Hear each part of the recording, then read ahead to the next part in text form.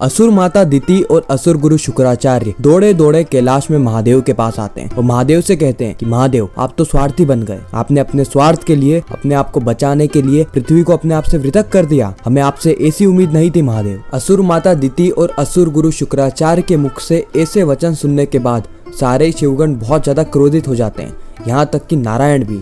नारायण असुर माता दिति और असुर गुरु से कहते हैं कि आपको ऐसी बातें शोभा नहीं देती, क्योंकि ये सारी ही चीजें आपके कारण हुई है। आप ही के कारण महादेव अपने प्रिय भक्तों से हमेशा हमेशा के लिए वृतक हो गए। उसी वक्त महादेव कहते हैं कि मौन हो जाओ असुर गुरु, और फिर हम देखते हैं कि महादेव असुर गुरु शुक्राचार्य और असुर माता दिति को एक श्राप देते। आखिर वो श्राप क्या है और ये पूरी ही कहानी क्या है, ये सारी चीजें हम जानेंगे आज के एपिसोड में। तो बिना किसी वक्त गवाए चलिए शिव शक्ति के आज के एपिसोड का रिकैप शुरू करते हैं। एपिसोड की स्टार्टिंग में हम देखते हैं कि नारायण बहुत ज्यादा चिंतित होते हैं और महादेव से कहते हैं कि महादेव आपने एक कार्य तो संपूर्ण किया कि पृथ्वी को सदा सदा के लिए हम सबसे पृथक कर दिया, लेकिन अभी भी कार्य पूर्ण नहीं हुआ है, अभी भी स्वार्थ का अंत नहीं हुआ है। आपके और मेरे प्रिय भक्त अभी भी पृथ्वी पर है और वो स्वार्थ उन्हें स्वार्थी बनाता जा रहा है। हमें उनकी रक्षा करनी होगी। महादेव कहते हैं अवश्य अवश्य हम उनकी रक्षा करेंगे। उसी वक्त नारायण कहते हैं लेकिन इसके अलावा असुर गुरु शुक्राचार्य और असुर माता दिति भी शांत नहीं बैठने वाले, वह कुछ ना कुछ तरीका जरूर लगाएंगे जिससे कि स्वार्थ का प्रभाव कैलाश और स्वर्ग लोक भी पहुंच जाए। उसी वक्त हम देखते हैं कि असुर माता दिति और असुर गुरु शुक्राचार्य कैलाश में आ जाते हैं। जी हाँ, असुर माता दिति और असुर गुरु शुक्राचार्य कैलाश में आ जाते हैं। बहुत कम बार हमें ऐसा देखने को मिलता है कि स्वयं असुर गुरु और असुर माता महादेव से मिलने के लिए कैलाश आ रहे हो, लेकिन कैलाश में आते ही वो महादेव को स्वार्थी कहने लगते हैं, महादेव के ऊपर कई सारे आरोप लगाते हैं। शुक्राचार्य कहते हैं कि शिव तो सबके थे ना, तो आखिर उन पृथ्वीवासियों को अपने आप से पृथक क्यों किया शिव ने? हमें जवाब चाहिए, हम यहाँ पर जवाब के लिए आए। सारे शिवगण बहुत ज्यादा क्रोधित हो जाते हैं, नारायण भी बहुत ज्यादा क्रोधित हो जाते हैं। नारायण तो यह तक कह देते हैं कि सारी ही घटनाएं आपके कारण हो रही है असुर गुरु। उसी वक्त महादेव सभी लोगों को मौन करते हैं और असुर गुरु शुक्राचार्य को कहते हैं कि अपना कर्तव्य निभाते निभाते शुक्राचार्य तुम एक पापी बन गए हो, तुम पूरी तरीके से असुर बन गए हो। असुरों का कर्तव्य होता है अपने शिष्यों को अच्छी शिक्षा देना, लेकिन तुमने अपने शिष्यों के साथ क्या किया? उनकी आहुति दिलवा दी। और असुर माता आपने क्या किया? वो सारे ही शिष्य आपको माता कहते थे, आपको माता समान मानते थे और आपके सिर्फ एक कहने पर आहुतियां भी देती, लेकिन आपने उनके साथ क्या किया? आपने उनकी आहुतियां ले ली, उनके प्राण ले लिए, सिर्फ और सिर्फ अपना उद्देश्य पूर्ण करने के लिए। स्वार्थी मैं नहीं, स्वार्थी तो आप हैं। और शुक्राचार्य तुम मेरे प्रिय भक्त होने के साथ साथ, और शुक्राचार्य तुम मेरे प्रिय भक्त होने के बाद भी मुझे अच्छे से जान नहीं पाए कि आखिर मैं कौन हूँ। मैं शिव हूँ। मैंने स्वार्थ को अपने आप से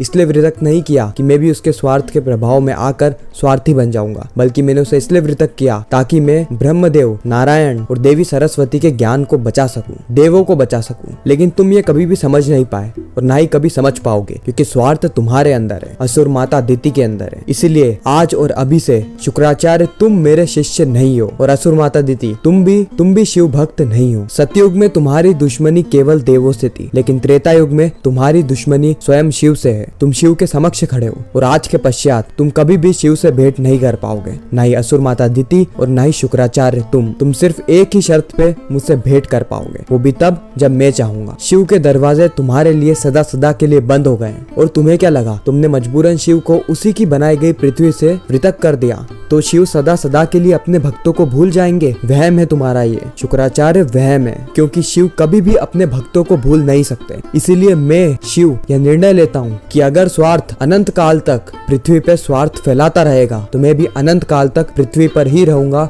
और शिवत्व फैलाता रहूंगा। इसीलिए मैं कैलाश, ब्रह्मलोक और स्वर्ग लोक को त्याग कर हमेशा हमेशा के लिए पृथ्वी जा रहा हूँ। और जैसे ही महादेव ये घोषणा करते हैं, असुर माता दिति और असुर गुरु शुक्राचार्य भयभीत हो जाते हैं और सारे देवता भी डर जाते हैं। सारे देवता महादेव को कहते हैं कि नहीं महादेव, आपका स्थान कैलाश में है, आप पृथ्वी पर नहीं जा सकते, ऐसा मत करिए महादेव, ऐसा मत करिए। लेकिन महादेव किसी की सुनते नहीं है। महादेव कहते हैं कि मेरा निर्णय अटल है, मैं पृथ्वी पर सदा सदा के लिए जाऊंगा। जब तक स्वार्थ पृथ्वी पर है, जब तक शिव भी पृथ्वी पर ही रहेंगे। फैलाने दो स्वार्थ को, अपना स्वार्थ, और यह शिव भी हर प्राणी के अंदर शिवत्व को फैलाते रहेंगे, क्योंकि स्वार्थ की गांठ सिर्फ एक है और वो है शिवत्व। अगर मुझे अपने भक्तों को स्वार्थी होने से रोकना है तो मुझे मुझे शिवत्व फैलाना ही होगा, मुझे पृथ्वी पर लौटना ही होगा। नंदी और बाकी शिवगण महादेव से कहते हैं कि महादेव अपने शब्दों को वापस ले लीजिए, क्योंकि आपके बिना हम अनाथ हो जाएंगे, ऐसा मत करिए महादेव। महादेव शुक्राचार्य को कहते हैं कि शुक्राचार्य चले जाओ यहाँ से, फिर पता नहीं हमारी भेंट कब होगी। शुक्राचार्य कहते हैं कि बहुत जल्द होगी महादेव, बहुत जल्द होगी, क्योंकि अब हम शत्रु बन गए। मित्र और भक्त अपने आराध्य से बहुत कम मिलते हैं, लेकिन शत्रु हमेशा टकराते ही रहते हैं। जल्द हमारी भेंट होगी महादेव, बहुत जल्द। हम इस संसार को स्वार्थ में परिवर्तन करते हैं और आप इस संसार को स्वार्थ से बचाइए, शिवत्व में परिवर्तन कीजिए। इतना कह के असुर माता दिति और असुर गुरु शुक्राचार्य कैलाश से लौट जाते। ईश्वर हम नारायण को देखते हैं जो कि बहुत ज्यादा चिंतित होते हैं और महादेव से कहते हैं कि महादेव क्या आप सही में कैलाश छोड़कर चले जाएंगे? अगर मुझे ये बात पहले ज्ञात होती तो मैं आपको कभी भी पृथ्वी को अपने आप से वृतक करने को नहीं कहता। अपना निर्णय बदल लीजिए महादेव, आपको यहाँ पे रुकना होगा हम सभी के साथ। महादेव कहते हैं आराध्य ऐसा नहीं हो सकता, लेकिन उसके बाद सारे देवता और शिवगण बार बार महादेव को यहाँ पे रुकने के लिए मना रहे होते हैं, बार बार महादेव से अनुरोध कर रहे होते। फिर महादेव कहते हैं कि मैं एक शर्त पर यहाँ पर रुक सकता, अगर आप मेरे एक प्रश्नों का जवाब देंगे। सभी लोग कहते हैं कि महादेव पूछिए प्रश्न, हम उसका पूरा प्रयास करेंगे। महादेव कहते हैं कि अपनी आंखें बंद कर लीजिए और मौन हो जाइए, आपको प्रश्न अवश्य सुनाई देंगे। सभी लोग बिल्कुल ऐसा ही करते हैं, सभी आंखें बंद कर लेते हैं और सुनने का प्रयास करते हैं, लेकिन वहाँ पर एकांत होता है, कोई भी आवाज नहीं आती। प्रश्न तो छोड़ो, एक छोटी से छोटी ध्वनि भी सुनाई नहीं पड़ती है। सभी लोग कहते हैं कि महादेव हमें कुछ सुनाई नहीं दिया। महादेव कहते हैं कि कैसे सुनाई देगा, क्योंकि मैं यहाँ हूँ और मेरे भक्त वहाँ पृथ्वी पे हमसे इतने कोसों दूर, वहाँ पर वो पीड़ा भोग रहे हैं, अपने दर्दों को सहन कर रहे हैं, एक दूसरे से लड़ रहे हैं सिर्फ और सिर्फ स्वार्थ के कारण, और आप लोगों से अधिक उनको मेरी जरूरत, इसलिए मुझे वहाँ पर जाना होगा। शिव को अपना कर्तव्य निभाना होगा। नारायण कहते हैं कि महादेव अगर आपने मन बना ही लिया है और आपका निर्णय अटल है तो कल होली के दिन हम सभी लोग महादेव को